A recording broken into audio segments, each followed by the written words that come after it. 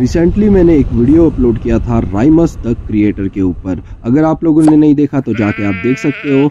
उस पे एक भाई का कमेंट आया है, we all know destroyer is powerful than creator, so I have doubt that killing Raimus can kill Zeno like killing supreme Kai kill Beerus.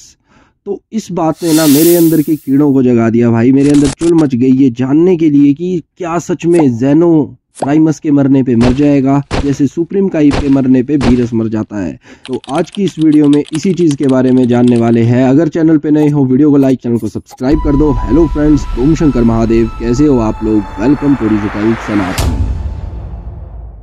अगर राइमस मर गया तो क्या ज़ेनो भी मर जाएगा?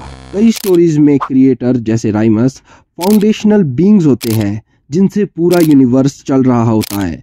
अगर राइमस मर गया तो हो सकता है कि यूनिवर्स का बैलेंस बिगड़ जाए या वो कोलैप्स हो जाए। अगर ज़ेनो का एग्जिस्टेंस राइमस के क्रिएशन से जुड़ा हुआ है तो राइमस की मौत ज़ेनो की डेथ का भी रीजन बन सकती है। लाइक एग्जाम्पल के लिए, अगर राइमस की लाइफ फोर्स पूरे यूनिवर्स को सस्टेन कर रही है तो उसकी मौत ज़ेनो को इनडायरेक्टली मार सकती है। अगर ज़ेनो एक इंडिपेंडेंट फोर्स है, मतलब राइमस से कोई लेना देना ही नहीं है, तो राइमस की मौत का ज़ेनो पर कोई असर नहीं होगा। और अगर राइमस की पावर्स क्रिएशन और बैलेंस को मेंटेन कर रही है तो उसकी डेथ के बाद क्रिएशन रुक जाएगी, रियलिटी टूट सकती है और ज़ेनो भी इस केओस में सरवाइव नहीं कर पाएगा। दोनों के बीच में अगर एक मेटाफिजिकल कनेक्शन है तो वो टूट सकता है जो ज़ेनो की पावर्स खत्म कर देगा। देखो, सिंपल वर्ड्स में कहूँ तो देखो, क्रिएटर है, उसने वो यूनिवर्स क्रिएट किया है, यानी कि जब तक वो जिंदा है तब तक वो यूनिवर्स है, वो उसकी क्रिएशन है, वो उसकी इमेजिनेशन है। राइमस जो है ना, वो रूट्स है यूनिवर्स की। तो आप खुद लगा दो अंदाजा कि अगर रूट्स ही चली गई तो पेड़ कैसे चलेगा। तो इसी चीज को वाइस वर्सा भी देखते हैं। अगर ज़ेनो मर गया तो क्या राइमस भी मर जाएगा? देखो, ज्यादातर स्टोरीज में क्रिएटर डिस्ट्रॉयर से इंडिपेंडेंट होते हैं। डिस्ट्रॉयर बैलेंस मेंटेन करते हैं, लेकिन क्रिएटर का काम क्रिएशन उनसे अलग होता है। अगर बीरस मर जाए इन ड्रैगन बॉल तो सुप्रीम काइज पर कोई असर नहीं पड़ता। इसी तरह राइमस भी ज़ेनो के बिना अपना क्रिएशन कंटिन्यू कर सकता है, पर ये ओवर पॉपुलेशन, इम्बैलेंस और केओस तो क्रिएट करेगा ही करेगा, लेकिन इस इम्बैलेंस से राइमस डायरेक्टली नहीं मरेगा। कुछ एक्सपेक्टेशंस ऐसी भी हो सकती है कि अगर राइमस और ज़ेनो किसी शेयर्ड लाइफ फोर्स या बैलेंस का हिस्सा है तो ज़ेनो की मौत का राइमस पर भी असर हो सकता है।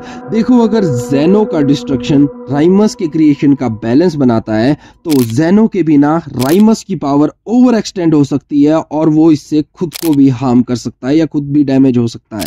और अगर राइमस और ज़ेनो एक ही फोर्स के दो हाफ्स है तो एक के बिना दूसरा एग्जिस्ट नहीं कर सकता। और अगर हम यिंग यांग वाला कंसेप्ट इन दोनों पे थोपे तो मतलब कि राइमस और ज़ेनो अगर दोनों ही एक लाइफ फोर्स के हाफ हाफ है तो शायद एक हाफ के बिना तो दूसरा हाफ एग्जिस्ट कर ही नहीं सकता। तो शायद ज़ेनो के बिना राइमस भी मर जाए। तो ये सब तो चलो भाई लोगों पॉसिबिलिटीज थी, हु नोज क्या होगा, पर इनके पावर डायनेमिक्स के हिसाब से एक्सपेक्टेशंस भी देख लेते हैं। तो स्टोरी में दोनों ही ओमनीपोटेंट बीइंग्स का रोल प्ले कर रहे हैं। ज़ेनो ड्रैगन बॉल का एक एब्सोल्यूट बीइंग है जो पूरे यूनिवर्स को अपने मन मर्जी से डिस्ट्रॉय कर सकता है। उसे किसी के पूछना नहीं पड़ता, उसे कोई चीज सोचनी नहीं पड़ती, चुटकी बजाई डिस्ट्रॉय, जो मन किया डिस्ट्रॉय। उसका एग्जिस्टेंस क्रिएशन डिस्ट्रक्शन के रूल्स के बाहर है। तो हो सकता है कि वो राइमस पर डिपेंडेंट ना हो।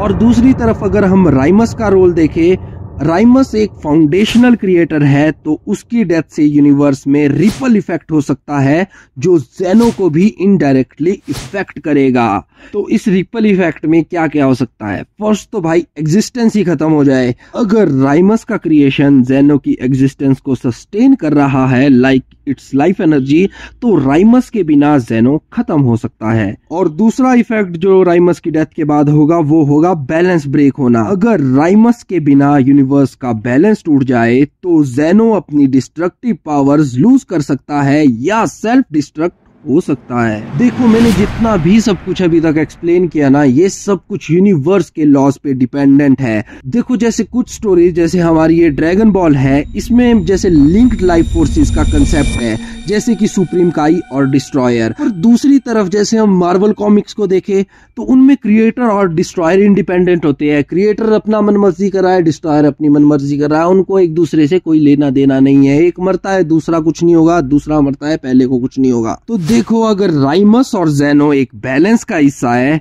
जैसे सुप्रीम काइज और डिस्ट्रॉयर, तो राइमस की डेथ से जेनो भी मर सकता है। और अगर दोनों इंडिपेंडेंट है तो राइमस की डेथ का जेनो पर कोई डायरेक्ट इफेक्ट नहीं होगा।